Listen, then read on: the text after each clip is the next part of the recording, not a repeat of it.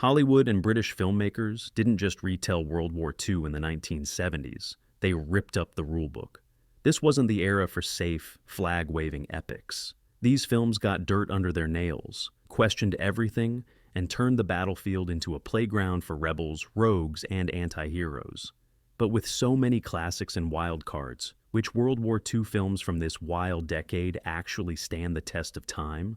And are there any you've never even heard of? Let's blow open the hatches and count down the best of the best. Patton, 1970.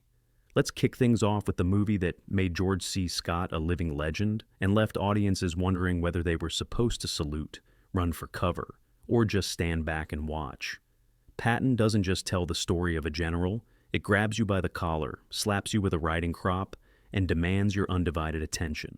Scott's take on General George S. Patton is so fiery, so brutally charismatic, that the opening monologue alone became instant cinema history. Flags, medals, and that enormous American flag backdrop, all delivered with enough bombast to rattle your fillings. This isn't your typical hero's journey. Patton is a general with as many flaws as medals, a guy who quotes poetry one minute and chews out his officers the next. The film, directed by Franklin J. Schaffner and powered by Francis Ford Coppola's Oscar-winning script, tracks Patton across North Africa and Europe, showing off his brilliance, his arrogance, and his total inability to play by the rules. No sanitized war here.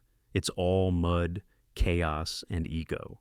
The tank battles are massive, the politics are razor sharp, and the script never blinks when Patton crosses the line, whether he's slapping a shell-shocked soldier or butting heads with his own bosses. What makes Patton a 1970s juggernaut isn't just its scope, but its attitude. It's bold, unafraid to paint a complicated portrait, and never lets you get comfortable. The real General Patton would have probably punched the popcorn out of your hands. If you want to see how a biopic can bulldoze every cliché, start here. Torah, 1970. How do you film a story everyone already knows and still keep audiences on the edge of their seats? Simple. You make Torah, the first WBT blockbuster that actually gives both sides of Pearl Harbor a seat at the table. This isn't just a U.S. retelling with a token enemy in the background. 20th Century Fox partnered with Japanese filmmakers to create a dual-perspective epic, showing the chaos, missteps, and human drama on both sides of the Pacific. Forget quick-cut propaganda or cardboard villains. The film jumps between the Pentagon and the Japanese Imperial Navy, mapping out every signal missed, every order misunderstood, and every last-minute scramble that led to that infamous Sunday morning in December 1941. The attention to detail is next level. Real ships, vintage aircraft, and no digital shortcuts. Every explosion, dive bomb, and torpedo strike is pure, practical spectacle. The result? Battle scenes that still feel raw and dangerous, even decades later. But what sets Torah apart is its restraint. It doesn't paint heroes or villains. It shows people, admirals sweating over bad intel, pilots on both sides unsure if they'll ever see home again. The film's final act, when the attack finally hits, is relentless and unsparing. Yet it's never just spectacle. It's tragedy, precision, and the sense that, in war, even the winners lose something. By the end, you're left with more than just bombed-out battleships and smoking runways. You're left asking, how did it all go so wrong? And could it have been stopped? Torah proves that a war epic can be both a history lesson and a punch to the gut. Kelly's Heroes, 1970. If you think World War II movies are all mud, medals, and misery, think again.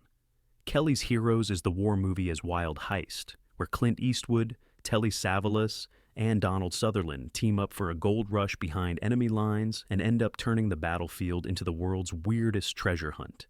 It's as if a squad of misfit GIs stole the script from The Dirty Dozen, laced it with satire, and painted the whole thing in day-glow 1970s counterculture. The result? A rowdy, irreverent anti-war romp that never stops smirking, even as the bullets fly. The plot? Eastwood's Sergeant Kelly, sick of the usual suicide missions, hears about a fortune in Nazi gold stashed in a bank deep in occupied France. So, naturally, he recruits the army's most eccentric outcasts. Savalas's hot-headed Big Joe, Sutherland's hippie tank commander Oddball, yes, a literal flower child with a Sherman tank, and a laundry list of scene-stealing supporting players to bust through enemy lines, outwit both the Germans and their own officers, and rob the joint. The action is big and brash, but the real fun is in the characters' banter and the off-the-wall moments, from Oddball's positive waves philosophy to a climactic tank standoff that plays like a spaghetti western on acid. But don't be fooled by the laughs. Director Brian G. Hutton peppers the chaos with biting commentary on war's absurdity, bureaucracy, and greed. The film's anti-authoritarian streak is pure 70s. There's no glory, just opportunity. The soundtrack slaps. That Mike Curb theme. The visuals are bold, and Sutherland's Oddball remains one of the most memorable WB2 characters ever put on screen. By the time the credits roll, you'll wonder if the real enemy is the Nazis or the military brass back home. Kelly's Heroes is the rare war movie that lets you root for rogues, laugh in the face of death, and maybe, just maybe, daydream about running a Sherman tank through a bank vault. Who said the 70s weren't fun? Catch-22, 1970. Only in the 1970s could Hollywood take Joseph Heller's unfilmable anti-war classic and spin it into one of the wildest, weirdest WB2 movies ever made. Catch-22 isn't just a war story, it's a fever dream. A dark carnival where logic gets shot down faster than any bomber over Italy.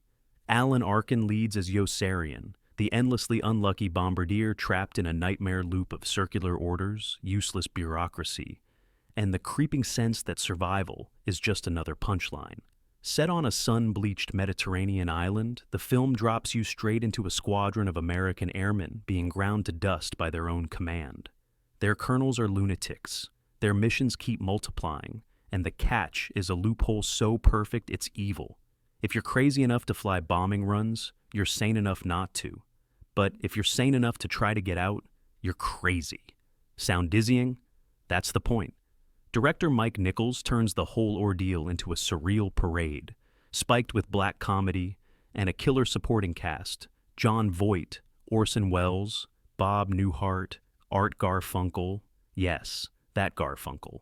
The movie is loaded with satirical barbs, nobody's a hero, and the war itself feels like a cosmic joke played on every soldier. The flight scenes are both beautiful and terrifying, and Nichols' camera finds meaning in the absurd. A general who only cares about parades, an entrepreneur selling chocolate-covered cotton, and Yossarian running naked across the base as the world crumbles. Catch-22 isn't an easy ride, but it's unforgettable. It's the only war film where laughter and existential dread are joined at the hip, and by the end, you'll understand why the only sane response to madness is to run like hell. This is the 70s at its most daring, cynical, hilarious, and absolutely unhinged. The Bridge at Remagen, 1970. How do you end a war? For the soldiers racing toward the Ludendorff Bridge at Remagen in the waning days of World War II, the answer is simple, fast, loud, and with no guarantee of making it out alive. The Bridge at Remagen takes one of history's real last-ditch Allied gambles and turns it into a taut, propulsive thriller that never lets you look away. The plot is pure adrenaline. The Allies, desperate to punch into Germany before the Nazis can regroup, discover one last bridge over the Rhine still standing. Suddenly, it's a race against time. If the Americans can seize it before it's blown sky high, they'll save thousands of lives and maybe, just maybe, hasten the end of the war. George Siegel leads as lieutenant. Hartman, a worn-down officer who's seen too much, matched on the other side by Robert Vaughn's German Major Krüger, whose loyalty to the Reich is fraying as fast as the bridge's supports. Director John Guillermin films the chaos with documentary-style realism. Explosions are dirty and loud, the towns are battered, and every advance is paid for in sweat and blood. What makes this one tick isn't just the action, it's the human scale. Hartman's GIs are exhausted, scared, and all too aware they're only alive because someone else wasn't. Vaughn's Kruger, meanwhile, knows the war is lost, but keeps fighting because that's all he's got left. The film's tension builds to a fever pitch as both sides, each running out of options, try to outwit, outshoot, and outlast the other. There's no romance here, just fatigue, confusion, and the grim sense that the line between victory and defeat is paper thin. When the bridge finally falls, it's less triumph than tragedy. Even victory feels like a loss. If you want a World War II movie that's pure, relentless momentum, no sugarcoating, no easy answers, the bridge at Remagen delivers. War might be ending, but for these men, the nightmare is just reaching its peak. The McKenzie Break, 1970. If you think every World War II prisoner of war movie is the same old story, think again. The McKenzie Break flips the genre on its head, dropping us into a windswept Scottish prison camp, where the real battle is fought with wits, not weapons. This is a war of nerves, a deadly chess match where every move could mean freedom or a bullet in the back. No wonder this British thriller has built a cult following among fans who like their war films cold, clever, and loaded with psychological tension. The plot centers on Captain Jack Connor, Brian Keith, a sharp, insubordinate Irish intelligence officer called in to break up a string of escapes at the camp. His adversary? The charismatic and ruthless German U-boat captain Willi Schluter, Helmut Grimm, whose iron grip on the POWs is almost as tight as the barbed wire outside. What follows is a mesmerizing back and forth as Connor tries to outmaneuver Schluter's secret escape plans, all while the Germans organize their men with military precision and secret codes. Director Lamont Johnson keeps the pressure simmering. There are no grand battle scenes, just a taut, cerebral game of bluff and double bluff, punctuated by flashes of violence and moments of dry, dark humor. The camp itself is a character, bleak, gray, and always threatening to erupt in chaos. The escape attempt, when it finally comes, is a masterclass in suspense built on months of planning and desperation. But the McKenzie Break doesn't settle for easy heroes or villains. Connor and Schluter are both men on the edge, driven, exhausted, and maybe not so different after all. Their duel is as much about ego and pride as it is about war. By the film's explosive climax, you're left questioning whether anyone really wins in this kind of conflict. If you want your World War II drama with brains, bite, and a heavy dose of gray morality, The McKenzie Break is a sleeper hit that still holds up. Raid on Rommel, 1971. When Hollywood looked back at World War II in the early 70s, sometimes it wanted less gloom and more guns-blazing adventure. Enter Raid on Rommel, an unapologetically pulpy, action-packed romp through the North African desert, with Richard Burton chewing scenery as a renegade British commando on a secret mission to stick it to the Desert Fox himself. The setup is pure men-on-a-mission gold. Captain Alex Foster Burton goes undercover, posing as a German officer, to infiltrate Rommel's heavily fortified supply depot. Along the way, he's joined by a ragtag crew of POWs, none too thrilled to be rescued by a lunatic with a grenade and a death wish. What follows is a whirlwind of explosions, tank chases, shootouts, and sabotage. Think The Dirty Dozen, but with more sand and less subtlety. Director Henry Hathaway clearly knows what kind of movie he's making. Raid on Rommel doesn't waste time on grand strategy or historical nuance. It's all about the adrenaline rush, blasting through minefields, blowing up fuel dumps, and outsmarting the Nazis with last-minute improvisations and a few well-placed insults. Burton brings a rugged, cynical edge to Foster, trading quips and gunfire with enemy officers who barely know what hit them. What makes the film work, despite its B-movie reputation, is the sheer momentum. The plot moves fast, the action never lets up, and the desert landscapes give everything an epic sun-bleached scale. There's a sense of fun that's impossible to resist, even when the cliches pile up higher than the sand dunes. By the end, Raid on Rommel doesn't pretend to be high art. It's an old-school Saturday matinee with a World War II skin, big, loud, and best enjoyed with a bucket of popcorn. Sometimes war movies just want to blow stuff up, and who are we to argue?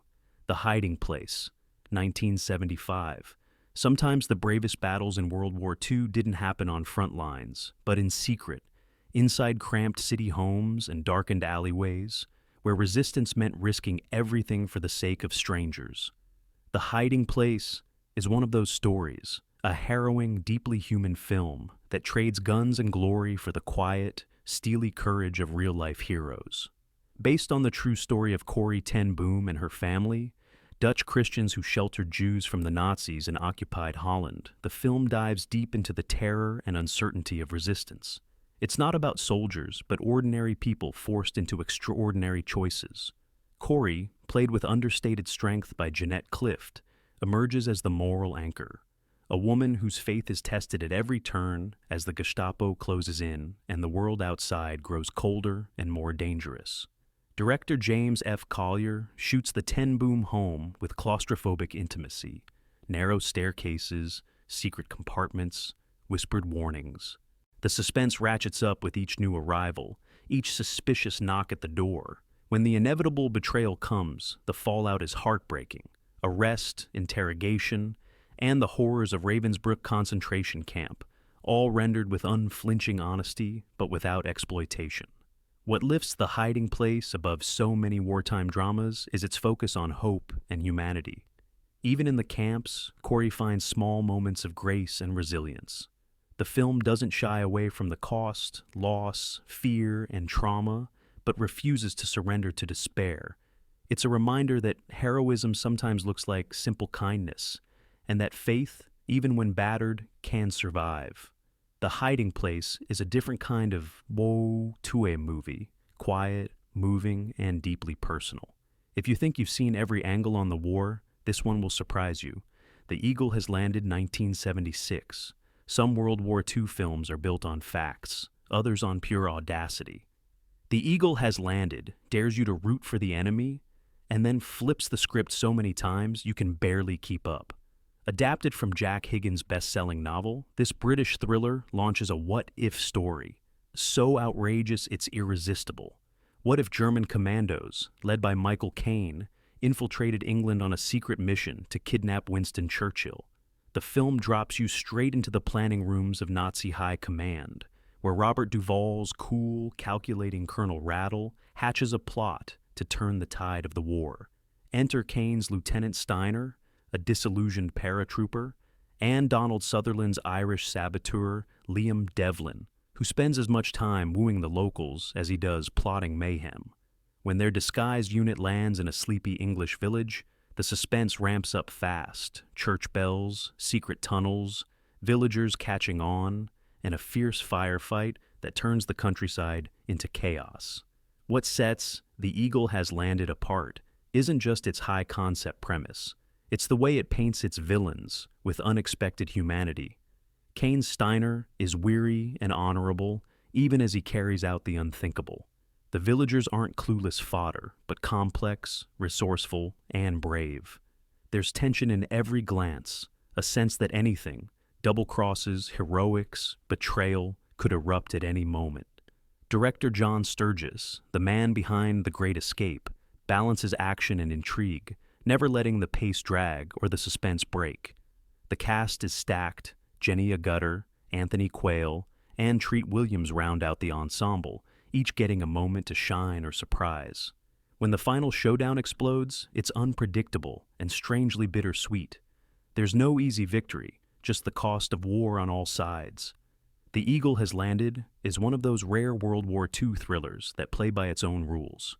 If you want a twisty, pulse-pounding game of espionage where nothing is as simple as it seems, this is a heist movie for history junkies, and one you won't forget. A Bridge Too Far, 1977. If ever there was a World War II film with a cast list longer than most phone books, it's A Bridge Too Far. But this isn't just a star-studded parade. It's an epic, sprawling retelling of one of the war's boldest and most disastrous operations, the Allied attempt to capture a series of bridges in Nazi-occupied Holland. And, true to history, the operation, known as Market Garden, proves that even the best-laid plans can go spectacularly, heartbreakingly wrong.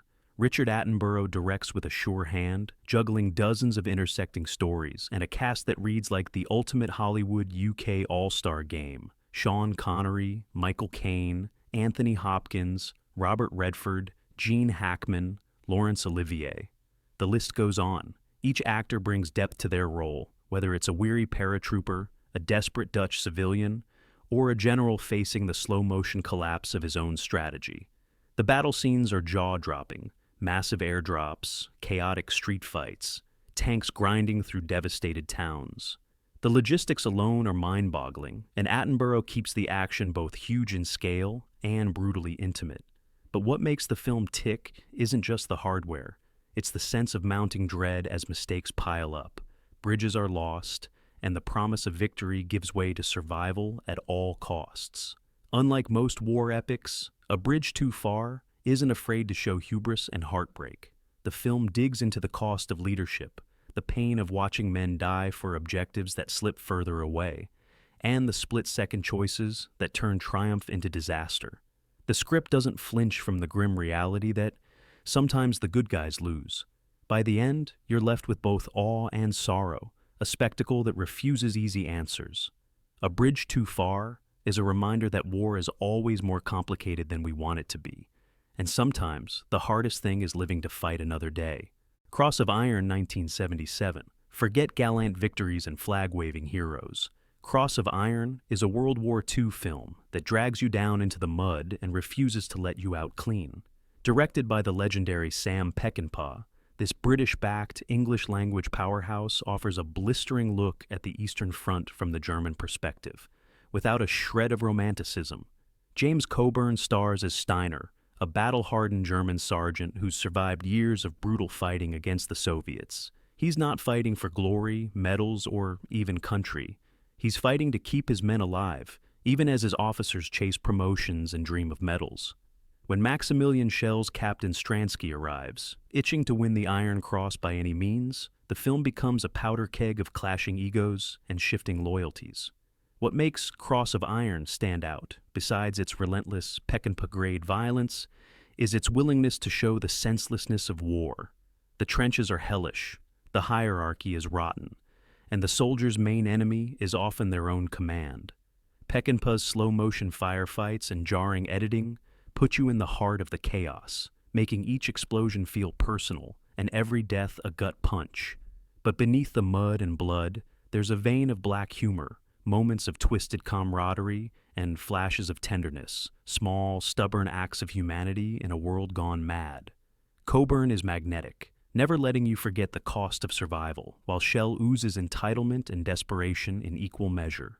Cross of Iron isn't easy viewing, but it's unforgettable. It takes the myth of the clean Wehrmacht and shreds it, leaving only the truth. That war grinds up everyone, winners and losers alike. If you want a World War II movie that pulls no punches, this is the one to watch with the lights on. Force 10 from Navaron, 1978. Sequels rarely live up to the original, but Force 10 from Navaron doesn't even try to repeat its predecessor's formula. It launches straight into new territory, blending commando thrills, Balkan intrigue, and a cast that's as 70s as sideburns and turtlenecks. If you're looking for a World War II film that packs sabotage, double crosses, and Harrison Ford with a machine gun, this British-American adventure delivers. The plot kicks off with Robert Shaw's no-nonsense Mallory and Edward Fox's explosives ace Miller, both recast from the original Guns of Navaron, sent to Yugoslavia on a mission so secret, even their own side isn't fully briefed. Harrison Ford, fresh off Star Wars, joins as lieutenant. Barnsby, the leader of the U.S. Force 10 unit, who's just skeptical enough to make every briefing scene pop. Their objective? Hook up with Yugoslav partisans, expose a German double agent, and blow a dam that could change the course of the war. Director Guy Hamilton, yes, of Bond fame, cranks up the pace with prison breaks, undercover escapes, and enough plot twists to keep you guessing who's really on whose side. The film is loaded with 1970s action flair, big practical effects, muddy fistfights, and explosions that rumble the whole set. While the original was a slow-burn suspense story, this one plays out more like a wartime Mission Impossible. But the real charm is in the cast chemistry. Shaw and Fox trade dry wit like old pros, while Ford brings that scrappy, stubborn edge that would soon make him an action icon. Carl Weathers, Franco Nero, and Barbara Bach round out a truly international ensemble. The Balkan landscape is gritty and atmospheric, giving every ambush and betrayal a sense of weight and consequence. Is it historically accurate? Not particularly. Is it fun? Absolutely. Force 10 from Navaron is all about old-school movie adventure, a war film that's more about style and swagger than medals and maps. Sometimes the mission is simple: blow it up and look good doing it. Brass Target 1978. Ever wondered what would happen if Hollywood spiked a World War II movie with a shot of conspiracy thriller and a twist of noir? Brass Target is your answer, a bold blend of wartime intrigue and hard-boiled mystery that asks, what if General Patton's fatal car crash wasn't an accident but an assassination? Set just after Germany's surrender, the film follows U.S. intelligence officer Joe DeLuca John Cassavetes as he uncovers a deadly plot involving missing Nazi gold, double agents, and a team of contract killers led by a chilling Max von Sydow. With George Kennedy playing Patton himself and an all-star cast including Sophia Loren and Robert Vaughn, the stakes are sky high. The backdrop is bombed-out Europe, full of shadows, loose ends, and soldiers looking for one last score before heading home. Director John Ho crafts a suspenseful, moody ride, trains packed with stolen loot, coded messages, betrayals at every turn. Brass Target isn't about frontline heroics. It's about the war's messy aftermath, where trust is scarce and everyone's out for themselves. DeLuca must navigate a world where enemies and allies switch places in a heartbeat, and no one is safe, not even a decorated general. The film's real trick is mixing genres. 1 minute you're in a classic war picture, the next you're knee-deep in espionage, with chase scenes that recall 70s spy thrillers and gunfights right out of film noir. Max von Sydow's assassin is the stuff of nightmares, cool, methodical, and always a step ahead. While Brass Target takes liberties with history, it never loses sight of the war's moral gray zones. By the end, the film leaves you asking hard questions about what gets covered up in the fog of war, and what it really means to win. If you're looking for a Wubby Wubby 2 movie with brains, grit, and a shot of something new, this one's a buried treasure. The Big Red One, 1979. War movies don't get much more personal or more bruising than The Big Red One. Directed by World War II vet Samuel Fuller, this American epic trade spectacle for soul, tracking the slow, painful journey of a U.S. infantry squad from North Africa to D-Day and beyond. Lee Marvin anchors the film as the battle-scarred sergeant, a man who's seen too much to glorify any of it. Unlike the polished heroics of most Hollywood fare, The Big Red One is raw, messy, and deeply human. The squad is a patchwork of young GIs, Mark Hamill, Robert Carradine, Bobby DeCicco, each looking for survival, not medals. They slog through sand, mud, and snow, dodging bullets and watching friends fall. Fuller, who fought with the real Big Red One, the 1st Infantry Division, draws on his own memories to show the exhaustion, terror, and black humor that keep men going. The film is built on moments, small acts of mercy, flashes of madness, bitter ironies. There are no grand speeches or easy answers, just snapshots of men doing what they have to do, one foot in front of the other. Marvin Sargent barely says a word, but every look, every gesture, speaks volumes about what war does to the soul. The Big Red One took years to finish. And even then, the studio hacked it down. Fuller's longer cut was restored decades later. But what survives is unforgettable. Combat scenes that sting, camaraderie that feels real, and a tone that's as much elegy as action. For Fuller, war is a wound that never really heals. If you want a World War II movie that skips the pageantry and digs for truth in the trenches, this is the one. It's not always pretty, but it's honest. And sometimes, that's the bravest story you can tell. Escape to Athena, 1979. You know you're in for a wild ride when a World War II movie kicks off with Nazis, ancient treasure, and Roger Moore playing a Greek resistance leader with a British accent. Escape to Athena isn't your grandfather's war film. It's a madcap, genre mashup where Prison Break meets Treasure Hunt. spiced up with one of the wildest casts ever crammed into a POW camp. Set on a German-occupied Greek island, the story follows a group of Allied prisoners, an American archaeologist, David Niven, a fast-talking USO performer, Elliot Gould, a daring Italian cook, and a host of other oddballs who are forced by the Nazis to dig up priceless artifacts. Roger Moore, sporting a swagger that makes James Bond look shy, leads the local underground, plotting to turn the tables on the occupiers. But things spiral quickly when the search for ancient gold collides with an all-out POW escape, an explosive uprising, and the looming threat of Nazi vengeance. Director George P. Cosmatos, years before Rambo 2, juggles action, comedy, and even romance. The tone swings wildly from tense shootouts to slapstick brawls and back to cliffhanger escapes. Sonny Bono sings, Stefani Powers charms, and Telly Savalas steals scenes as a Greek resistance brawler. Is it silly? Absolutely. But the sun-drenched locations and relentless pace make the absurdity easy to forgive. What makes Escape to Athena so fun is its refusal to take itself too seriously. It's a caper movie with tanks and gunfights, a dash of Indiana Jones a year before Indy debuted. It might not win historical accuracy awards, but if you want a war film with energy, laughs, and action, this island romp is a buried gem. Slaughterhouse V, 1972. There's never been another World War II movie quite like Slaughterhouse V, and honestly, there may never be. Adapted from Kurt Vonnegut's legendary novel, this is a war film that defies every convention, spinning you through time, memory, and heartbreak until you're not sure if you're watching combat, a love story, or a cosmic joke on the whole human race. Michael Sachs stars as Billy Pilgrim, a gentle soul, unstuck in time. One minute he's an American POW in Dresden, as Allied bombers rain down fire from the sky. The next, he's living a quiet suburban life, or kidnapped by aliens and put on display in a zoo. Director George Roy Hill takes Vonnegut's mind-bending structure and makes it work, moving back and forth between Billy's shattered wartime innocence and the haunting, sometimes hilarious absurdity of his later years. What sets Slaughterhouse V apart isn't just its bold style, it's the way it uses war as a launching pad for bigger questions. Can you ever really leave a trauma behind?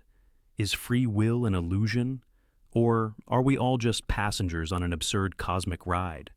The Dresden bombing, depicted with nightmarish clarity, anchors the film in historical horror, while the time jumps and sci-fi twists give it a weightless, melancholy charm. The supporting cast shines, especially Eugene Roche as Billy's sardonic bunkmate and Valerie Perrine as his accidental love interest. The tone jumps from funny to devastating, sometimes in the same scene, but always feels true to Vonnegut's vision. So it goes. War, life, death, none of it makes sense, but somehow we muddle through. If you want a World War II film that'll scramble your brain and break your heart, Slaughterhouse V is one trip you won't soon forget. Handover Street, 1979.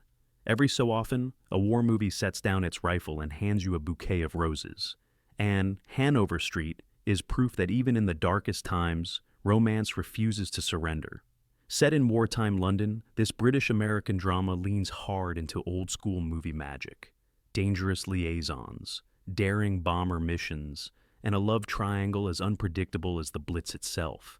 Harrison Ford stars as David Halloran, a brash American 25 pilot stationed in England who falls head over heels for Margaret. Leslie Ann Down, a British nurse with a secret, she's already married to an intelligence officer. Their affair unfolds in stolen moments, rain-soaked London streets and smoky pubs, their love shadowed by the constant threat of loss. When Halloran is tapped for a top-secret mission behind enemy lines, he finds himself teamed up with none other than Margaret's husband, played by Christopher Plummer, though neither man knows the truth. Director Peter Hyams treats the war-torn setting with loving detail, the drone of bombers overhead, the rubble of the city, the ever-present danger. But at its heart, Handover Street is a sweeping, sometimes soapy romance that trades cynicism for hope. Ford is all rugged charm, Down brings real heart to Margaret, and Plummer's performance is quietly devastating. Is it melodramatic? Without a doubt. But sometimes, the greatest acts of courage in war happen not on the battlefield, but in the heart. Handover Street gives you the dogfights and danger, but leaves you remembering the power of love in the face of chaos. 17 movies, 17 different windows into the wild, tragic, and sometimes downright bizarre world of World War II as imagined in the 1970s. Which film made you see the war in a new light, or just made you want to rewatch it tonight? Did we miss a sleeper hit, or is there a forgotten favorite you'd put on the front lines? Drop your thoughts in the comments, hit like and subscribe, and keep those cinematic discoveries coming. History isn't finished surprising us yet,